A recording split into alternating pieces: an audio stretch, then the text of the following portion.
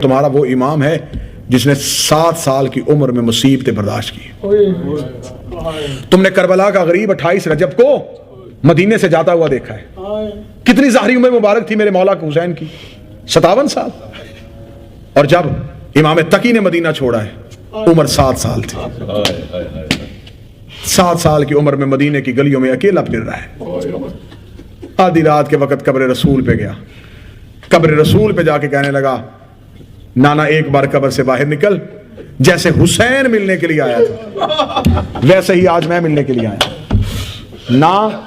मेरे जद हुसैन वापस आए तो जो फरमाइएगा मुसाहिब में चंद जुमलों की इजाजत दीजिएगा, क्योंकि गरीब बगदाद का जनाजा है। 25 साल के जवान इमाम का जनाजा है।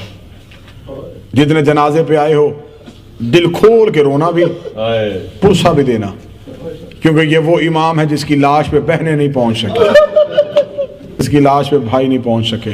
दूसरी दर्द इस इमाम का, 7 साल की उम्र में बाप को भी कफन दिया है, फुफी को भी कफन दिया।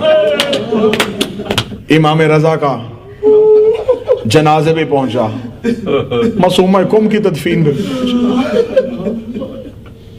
तीसरा दर्द इस मौला का, जब परदेश में आया सिर्फ मां साथ थी।